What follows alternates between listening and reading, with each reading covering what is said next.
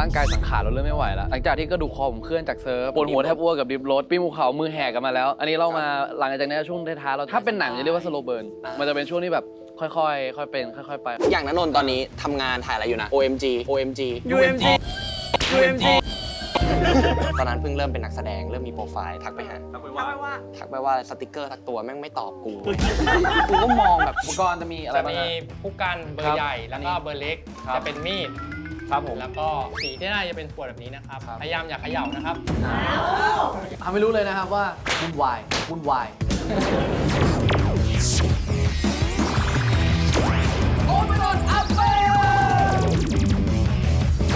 สวัสดีครับ ยินดีต้อนรับกลับเข้าสู่โอมนนท์อัพเวล EP 11 นะครับ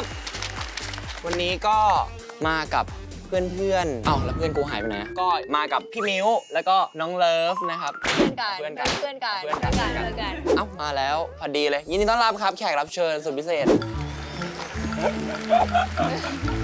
มาถึงวันนี้จนได้วันที่กูยังไม่มาแล้วเพื่อนกูเปิดรายการคนเดียวก่อน แน่นอนเป็นไงครับวันนี้เรามาทำอะไรยังไงกันครับ ตอนนี้ถึง EP 11 แล้ว ครับ ตอนนี้หลายๆอย่างไดนามิกมันเริ่มลงแล้วร่างกายสังขารเราเริ่มไม่ไหวแล้วหลังจากที่กระดูกคอผมเคลื่อนจากเซิร์ฟปวดหัวแทบอ้วกกับดิฟรถปีนภูเขามือแหกกันมาแล้ว อันนี้เรามาหลังจากนี้ช่วงท้ายๆเราถ้าเป็นหนังจะเรียกว่าสโลว์เบิร์นมันจะเป็นช่วงที่แบบค่อยๆเป็นค่อยๆไปค่อยๆไปวันนี้เราก็เลยพาสองสาวน่ารักนะครับมาในรายการนี้นะครับ มาทำอะไร เอานี้มากินเค้กไง คนเดียวเลยเหรอ วันนี้นะครับเราอยู่กันที่สนิทโฮมเมดนะครับนี่นะฮะนี่โลโก้เขานะครับวันนี้เราจะมาสนิทแฮนด์เมดเนี่ย มึงบอกโฮมเมดแฮนด์เมด ซึ่งจุดเด่นของที่นี่เขาเนี่ยคือนี่เลย นี่เป็น งานปั้น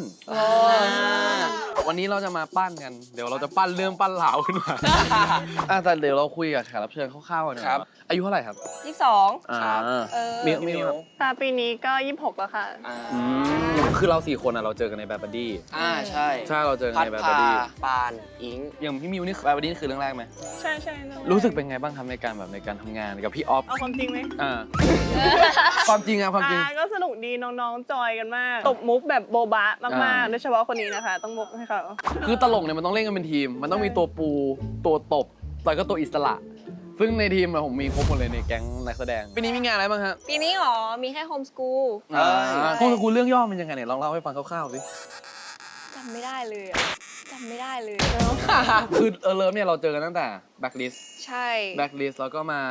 แบบบัดดี้รู้สึกแตกต่างกันไหม แตกต่าง ยังไง เพราะว่าแบ็คลิสยังไม่แกล้งลืบเท่านี้ไง แต่พอแบบมาแบบบัดดี้ก็คือแบบนั่งเฉยๆก็สามารถแกล้งได้ ใครแกล้ง คุณโอมพอวัตไงจริงๆโอมเป็นคนทำงานเก่ง ไม่ตั้งใจเรียนในห้องแต่เอาตัวรอดได้ เฮ้ยตอนที่10นี่โดนจองตัวเลยนะ ต้องแบบเอาเข้ากลุ่ม เหมือนเขาต้องจองได้ก่อน ลอยแล้วเทปนี้เลือกแขกรับเชิญมาถูกคนมากเลย แต่ถ้าเวลาอยู่มหาลัยผมจะไม่ค่อยแกล้งเลิฟเท่าไหร่ ไม่เพราะว่ามันมีเป้าหมายอื่นเนี่ย พอได้เจอกันที่มหาลัยมันสนิทกันง่ายขึ้นเพราะด้วยความที่แบบทำงานที่เดียวกันเลยเคยทักไปจีบเขาก็ไม่ตอบ DM ยังไม่จบอีกเหรอ ตอนนั้นเพิ่งเริ่มเป็นนักแสดงเริ่มมีโปรไฟล์ทักไปหาทักไปว่าสติกเกอร์ทักตัวแม่งไม่ตอบกูกูก็มองแบบคือเป็นเด็กมาแต่ที่แบบตอนนั้นคือน่ารักมากคือถ้าไปดูรูปเลิฟกับชิมอนสมัยก่อนอ่ะโอ้โหแบบน่ารักออร่า แล้วตอนนี้อะ ไม่มันเริ่มโตมันก็เริ่มเปลี่ยนไงมันแบบว่าเริ่มหน้าเริ่มคมขึ้นอาจจะแบบว่าอาจจะมีความสวยมากขึ้น การเป็นสวยแทนตอนนั้นใสน่ารัก ใส่เฉียวลิปเขาก็มีใช่ป่ะล่ะเขาทำแบรนด์ลิปของตัวเองด้วย ไม่ต้องพูดนะไม่ต้องพูดชื่อ ถ้าพูดชื่อต้องจ่ายตังค์ก่อน เอาเหรอ ชื่อแบรนด์ว่า เฟนตี้เวนดี้ค่ะ เป็นไงสรรพคุณลิปนี้มันดียังไง ทาแล้วแบบว่าเงินเข้า โอ้ มึงใครทาก็เงินเข้ามึงทั้งนั้นแหละเพื่อนอย่างณนนท์ตอนนี้ทำงานถ่ายอะไรอยู่นะ OMG UMG ยังไงนะมัน ไม่ ยังไง ได้ถ่าย ถ่ายพี่มิวแล้วเป็นไงบ้างอะไรยังไงพี่มิว น้องถามณนนท์ว่าเป็นไงบ้าง มันยากตรงที่ว่ามันเป็นไซไฟเทคนิคอะไรหลายๆอย่างถามพี่มิวสิถามกูทำไมล่ะ พี่มิวก็มึงตอบก่อนแล้วพี่มิวเป็นไงบ้างครับ โอ้โห ก็ต้องยอมนะ เหรียญทองนี่ต้องให้เขา นี่ อินเนอร์เขามาส่งเก่งมากเลยอะเอ็นดูอะแล้วก็แบบจะร้องตามเดี๋ยวพี่เขาบอกว่าห้ามร้องทีเราก็แบบไม่รู้อะเซนซิทีฟเนี่ยเห็นคนร้องไห้ก็ร้องไห้ตาม เดี๋ยวต้องรอดูแหละ ซึ่งวันนี้เนี่ยเดี๋ยวเราจะทำเกี่ยวกับงานปั้นเราถาม2 คนก่อนว่าสกิลในศิลปะมีมากขนาดไหนเริ่มจากพี่มิวก่อน ระดับนี้แล้วไม่อยากพูดเยอะต้องรอดู ส ก็ดูสำหรับงานศิลปะให้ตัวเองเท่าไหร่ ก็มีรอบหนึ่งที่แบบว่าทำนานมากเพราะต้องไปประกวด แล้วเป็นไงบ้างผลการประกวดครั้งนั้น ฉันได้โชว์นะ อ๋อคือหมายถึงว่าได้ถูกเลือกไปโชว์ในงานนี่หรอ แต่แบบฝ่ายประถม ฉันได้โชว์นะพูดอย่างมั่นใจมากเลย เดี๋ยวเราต้องเรียกว่าอะไรงานปั้นเนี่ยมันเป็นเรียกว่าเป็นงานที่ละเอียดลองเริ่มเรียนก่อนแต่เดี๋ยวเรากินเค้กกินน้ำกินอะไรให้เรียบร้อยก่อนแล้วเดี๋ยวเราไปตามคอนเซปต์โอมแล้วนอนอัพเวลเดี๋ยวรอโปรดิวถือมิชชั่นเลยเดี๋ยวก็ยื่นมาให้ครับผมเดี๋ยวเราเจอกันครับ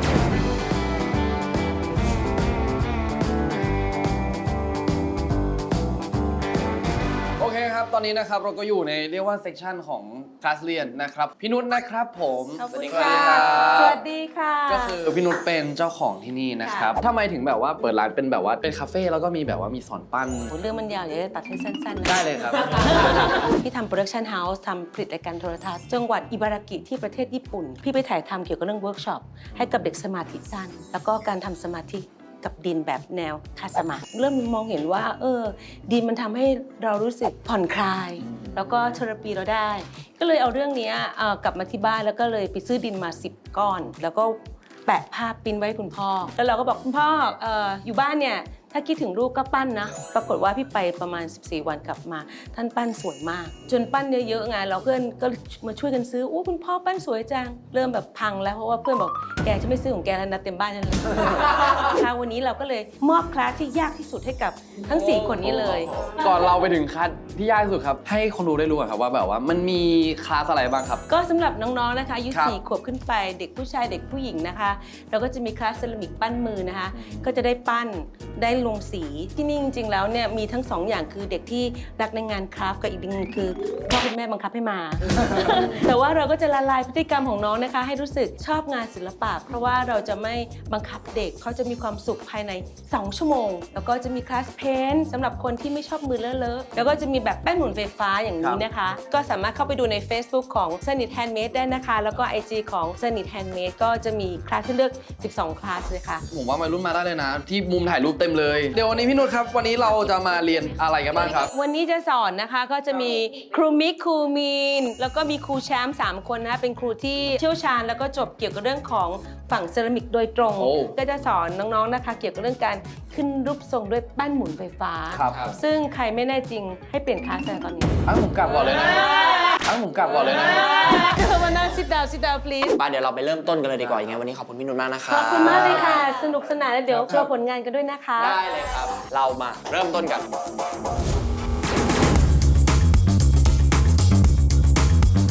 ครับตอนนี้นะครับเราได้เปิดตัวพี่มีนนะครับผมพี่มีนครับเป็นครูที่นี่นะครับพี่เริ่มยังไงครับพี่มีนครับ อันนี้จะเป็นแป้นหมุนไฟฟ้านะครับ ก็จะมีคัตเอาท์ก่อนใช้ให้ดึงขึ้น ครับ แล้วก็จะมีตัวสีดำๆที่เป็นยาวๆ ถ้าถนัดขวาเครื่องจะหมุนทวนเข็ม ครับ ถ้าถนัดซ้ายเครื่องจะหมุนตามเข็มเลย ครับ แต่ก็นี้จะเป็นคันเร่งนะครับ สามารถจูนขึ้นสเตจ2สเตจ3 ไม่ได้ครับผม เดี๋ยวรอเปลี่ยนคันแล้วก็อะไรของมึงเนี่ย ดินที่ได้จะเป็นดินสโตนแวร์นะครับผมก็คือเป็นดินทางเซรามิกโดยตรง จะไม่สามารถใช้งานได้ตอนนี้ มันจะมีการดูดน้ำอยู่ลองเอาจุ่มน้ำได้เลย ดูดน้ำหมายถึงว่า ก็คือว่าแก้วภาชนะยังซึมน้ำยังดูดน้ำเข้าในตัวแก้วอยู่ มันยังไม่สามารถใช้งานได้จริง มันก็จะดูดจนซึมตัวแก้วไปเลย Oasis อยู่ และทีนี้ก็เราจะไปเผาที่ 1,200 องศา สามารถใช้งานได้ตามปกติเลย โดนความร้อนได้เข้าเตาไมโครเวฟได้ครับ เดี๋ยวนี้จะเป็นสาธิตให้ดูนะครับ ให้เอาดินออกมาโดยประมาณนึง และให้เรานวดก่อนเป็นเส้น เพื่อไล่ฟองอากาศออกจากเนื้อดิน พอพับได้ให้เราตบเป็นลูกกลมๆไว้ ครับ อันนี้แหละทักษะปั้นดินตอนอนุบาลตอนอะไรได้ใช้แล้วได้ใช้เลย พอได้อย่างนี้นะครับ ให้เราเอาฟองน้ำฟองน้ำจะอยู่ในถังน้ำนะครับ ครับผม บิดให้หมาดเหยียบคันเร่ง แล้วก็จิ้มไปที่ตรงกลาง เพื่อเช็ดทำความสะอาดแป้น เหมือนทำขนมเลย ให้เราเอาน้ำแต่ที่ก้นดินนิดนึงเพราะแต่มันก็จะชื้นๆหน่อยให้เราโยนไปเลยตรงกลาง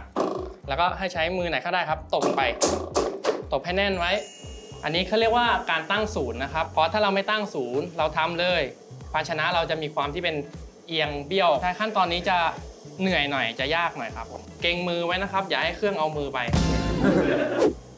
อันนี้เราก็จิ้มลงไปลึกๆแต่อย่าทะลุนะครับแต่ทีนี้ผมจะมีเข็มจิ้มลงไปตรงกลางเพื่อวัดขนาดของก้นว่าหนาประมาณไหนขนาดที่ดีก็ประมาณ 4-5 มิลเพราะว่าตอนตัดออกจากแป้นมันจะหายไปอีกประมาณ1 มิลครับ เดี๋ยวพอพี่เขาสอนเสร็จผมขอเทปหน่อยขอดูอีกรอบจำไม่ได้ ทรงที่จะขึ้นก็คือขึ้นด้วยทรงกระบอกหมด หลังจากทรงกระบอกแล้วเราจะดัดแก้วเป็นแจกันหรือเป็นถ้วย หรือเป็นทรงแจกันปากเล็กก็ได้ครับแต่ทีนี้เราก็จะมาเก็บพวกรอยน้ำต่างๆ ที่เป็นขี้โคลนค่อยๆโอบนะครับไม่ต้องโอบเร็ว ถ้าผมทำอ่ะยาก ทีนี้นะครับพอได้แล้วเราก็จะใช้ฟองน้ำเช็ดที่มันเป็นขี้โคลนที่ติดมือมาอย่างนี้ พอเราได้แล้วทีนี้เราจะมีไม้ที่เป็นนี้นะครับไปแต่งช่วงก้น แล้วก็ทีนี้มันจะมีความไม่บาลานซ์กันเราก็จะใช้เข็มตัด พอทีนี้พอมันจิ้มมือให้เรายกขึ้น มันก็จะออกมาแบบนี้เซรามิกเราจะไม่ทำให้ปากมันคมนะครับเพราะมันจะบาดได้พอได้แล้ว ทีนี้เราก็เหลือขั้นตอนสุดท้ายก็คือฟองน้ำทำความสะอาดทั้งหมดก็คือเช็ดทั้งปากอันนี้ก็จะเสร็จแล้วครับก็จะเป็นทรงแบบนี้ ถามที่คุณโอมคิดว่าเป็นไง พร้อมครับ ทำได้ไหม ทำได้ครับ พี่มิวครับ บาย สบายเรื่องรับเสีย โอ้ย โอ้ย คุณณนนท์นะ อันนี้คือเซอร์วิธีทำแบบเป็นตัวหนังสืออยู่อะไม่ใช่หมายถึงว่าจะเอามาอ่านว่าเอ้ยวิธีมันต้องยังไงนะยังไงได้ไงนะเมื่อกี้คือพอเห็นเสร็จปั๊บขึ้นยังไงนะขึ้นยังไงนะ ตอนนี้เรียนไปแล้วเราถือว่าเรียนไปแล้ว วันนี้เราก็เลยมีกิจกรรมให้ ไม่ทำเราทำปกติก็ยากแล้วทำ ให้คุณทำปกติเลย ในนี้จะมีชื่อของคนคือต้องทำของชิ้นนี้ให้กับบัดดี้คุณ โอ้ย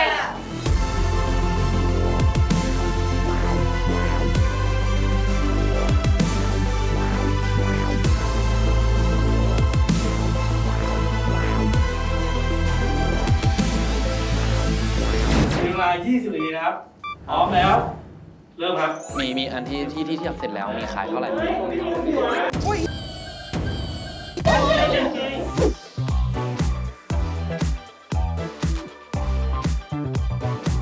อยากทำอะไรกันโอมอยากทำอะไร ไม่รู้เลยพี่เดี๋ยวทำไปเรื่อยๆเดี๋ยวมันก็ได้ออกมาเอง มิวล่ะมิวอยากทำอะไรให้บัดดี้อยากทำแจกันค่ะ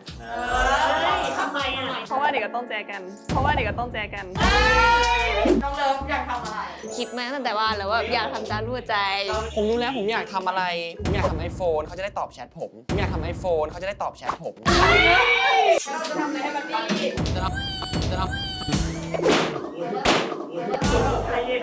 บังคับให้มันอยู่ตรงกลางให้ได้ มันบังคับมือหนู สู้ไปดิ ไม่มีสมาธิขอเอาตัวให้รอด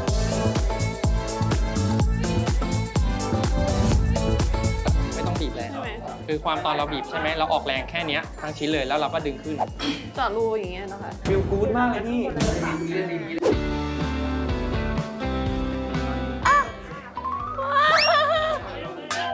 กูว่าขาดแน่เลยของกูเนี่ย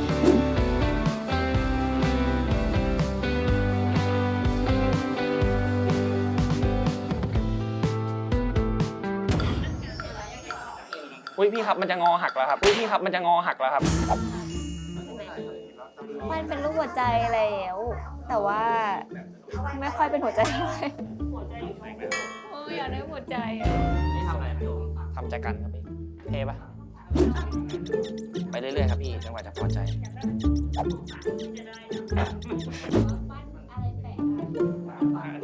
เสร็จแล้วเอาก็ไม่ได้ยากนี่ ว่าไม่ใช่แล้วตอนเนี้ยจะหักเอา เอ้ยผมทำอีกอันรอเลยได้ปะ กินเซนหน่อยมันเป็นยังไงมันอันเนี้ย ก็แก้วปกติมีแล้วทำไม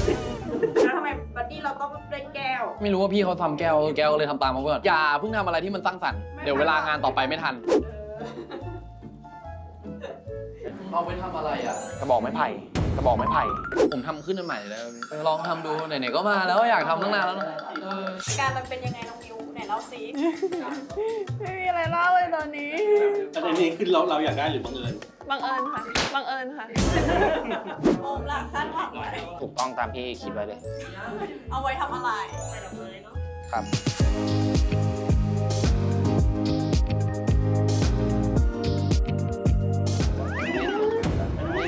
เฮ้ย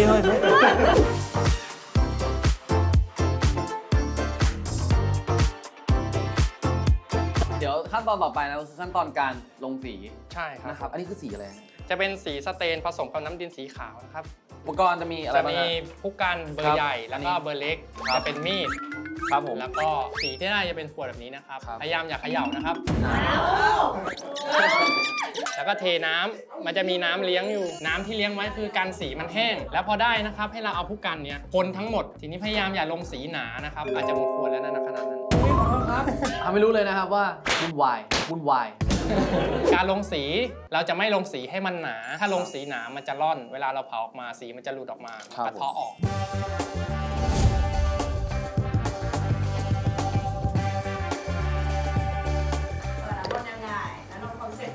ทำไปก่อนทำเสร็จๆไปทำจบๆนะ ทำส่งครูก่อนเนี่ย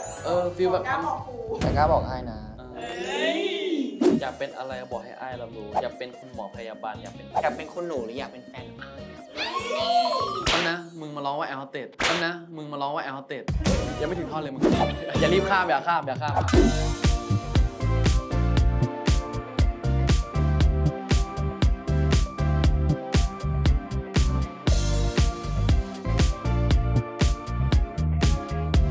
ไม่มีสีแดงเหรอคะ มีครับผมขวดเข้มๆที่สุด อันนี้เหรอคะ ใช่ครับ อ๋อ อ๋อ อันนั้นมันคือสีแดงเหรอ อ๋อ อันนั้นมันคือสีแดงเหรอ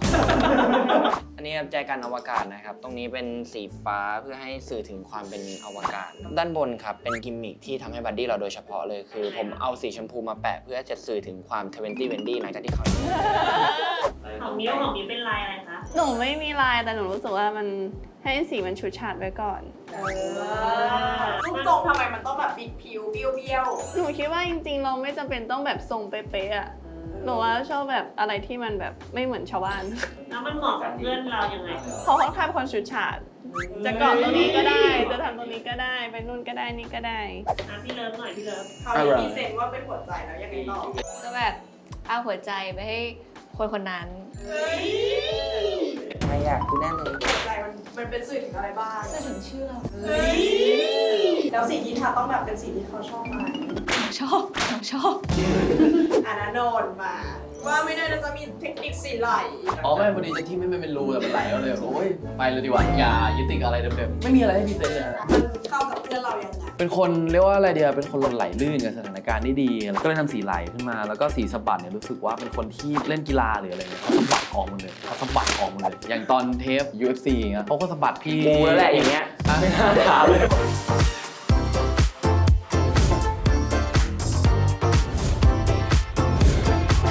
รับคือจริงๆเนี่ยตามกระบวนการในการทำเนี่ยมันต้องรออีก 4-5 วัน เพราะว่ารออบ1 วันกับรอให้มันครบเนี่ย3 วัน เราให้ดินมันแห้ง อ่า ประมาณ 3 วัน แล้วแต่สภาพอากาศด้วย ครับซึ่งก็คือช่วงนี้เนี่ยฝนตกก็เดี๋ยวว่ากันนะ แต่เดี๋ยวเราจะทำพิธีการแลกของกันเลยเฉลยบัดดี้กันเลยว่าใครเป็นบัดดี้ใครเริ่มครับคุณต้องให้สิ่งนี้กับใครครับ อันนี้นะคะก็คือทำเป็นรูปหัวใจ เพราะว่าชื่อเลิฟสื่อถึงความเป็นตัวเองไง ก็เลยแบบอยากให้คนที่เราให้แบบมีเราอยู่ ไม่คือถ้ามึงจะพูดอย่างเงี้ยมึงตัดกู2 คนไปเลยมันไม่มีทางเป็นกู2 คนอยู่แล้วมาคุณมอบให้เลยครับ ส่งมอบนะคะให้พี่มี โอเคครับต่อไปครับคุณมิ้ว ก็เติมสีให้มันฉูดฉาดเพราะว่าคนที่เราให้อ่ะเขาค่อนข้างที่จะเป็นคนที่ฉูดฉาดแบบจะไปไหนก็เขาเรียกว่าอะไรอ่ะนั่นแหละสักอย่าง ก็ที่ทำเป็นแจกัน เพราะว่าก็ต้องได้แจกัน ก็ต้องได้เจอกันอีกนี่ค่ะส่งมอบนะคะ รับเสร็จแล้วคุณโอมพรครับ นี่ครับผมอันนี้เป็นแจกันอวกาศครับผมอยากมอบให้บัดดี้ของผมครับนั่นก็คือเลิฟรักครับ ทำไมคุณต้องทำอันนี้ให้เขา เห็นช่วงนี้เพื่อนเครียดทำงานเยอะอะไรอย่างเงี้ย อ่า อยากให้แบบเผื่อเจ้าสิ่งเนี้ยเพื่อนเอาไปวางตกแต่งบ้านแล้ววันหนึงใช้ประโยชน์ได้ อ่า เพื่อหายเครียด สุดท้ายของผมนะครับของผมเนี่ยเป็นคนก็อย่างที่บอกครับเขาเป็นคนลื่นไหลกับสถานการณ์ที่ดี นะฮะเวลาเรียนจะสอบแล้วยังไม่ทันได้อ่านหนังสือทำงานเยอะ ก็สามารถเอาตัวรอดได้ เป็นคนที่เรียกว่าพละกำลังเยอะแรงมันเยอะมันต้องเอาออก มันต้องมีการสะบัดโอ๊ยฉันน่ะถูกสะบัดเอาเพลงมาด้วยนะโอมพวัตครับผม ขอบคุณครับ ครับผมก็ประมาณนี้นะครับก็อย่างแรกเลยนะครับขอบคุณพี่มีนมากนะครับ ขอบคุณมากครับ แล้วก็มีพี่มีนแล้วก็มีพี่แชมป์กับพี่มิกนะครับที่มาช่วยกันเมื่อกี้นะครับสำหรับวันนี้นะครับองค์นนท์อัพเวลนะครับก็จากกันไปอย่างสงบสุข สงบสุข หลังๆนี้สบายๆเนี่ยมาปั้นดินใช้สมาธิกันทำงานศิลปะกันสองคนครับเป็นยังไงบ้างฮะวันนี้ที่ได้มา ก็สนุกไม่เคยแบบปั้นดินอย่าง อันนี้เรียกว่าเป็น จ รายการใหญ่ที่สุดของจีนทีวีตอนนี้เลยนะ โอ้โหจริงว่าเนี่ยขอมาอีกนะคะ ลูกค้าก็เข้าได้นะ มึงก็เข้าซี โรเต้มึงเข้ารายการกูเดี๋ยวกูทาลิปให้เลย กูทาสีแดงถ่ายรายการ กูทาทุกสีให้เลย เปิดรายการมากูปาก2 สีอะ ถ้ารายการ20วันนี้เข้าอ่ะ ขอราคาพิเศษได้ปะล่ะ บอกด้วยนะไม่มาบอกด้วยนะไม่มาพี่มีความรู้สึกเป็นไงบ้างครับ ค่ะก็สนุกดีนะคะ น้องก็ยังจอยๆเหมือนเดิมทุกอย่าง ถือว่าได้มาทำกิจกรรมคือได้มาทำกิจกรรมร่วมกัน ก็ถือว่าโอเค ถ้าสมมติว่าโอมต้องเชิญไปอีกเนี่ยจะมาไหม ต้องดูว่ามาทำอะไร ทำไมกระอักกระอ่วนกันจังวะ มา สำหรับวันนี้นะครับผมอย่างแรกเลยก็ต้องขอบคุณสถานที่ครับสนิทแฮนด์เมดนะครับผมก็สำหรับใครที่สนใจอยากจะปั้นดินครับก็มากันได้ ผมสำหรับวันนี้นะครับโอมนนท์อัพเวลนะครับอย่าลืมนะครับทุกวันจันทร์เว้นจันทร์ครับ ครับผมฝากด้วยนะครับ6 โมงเย็นทาง YouTube GMM TV ครับ วันนี้พวกเรา 4 คนต้องขอตัวลาไปก่อน ครับ สวัสดีครับ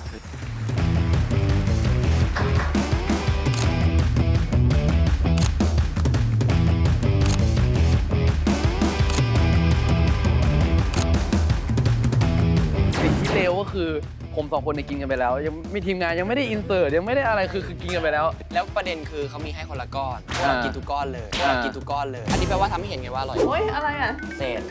ของความรักของความรัก อะไรมันขนาดนั้น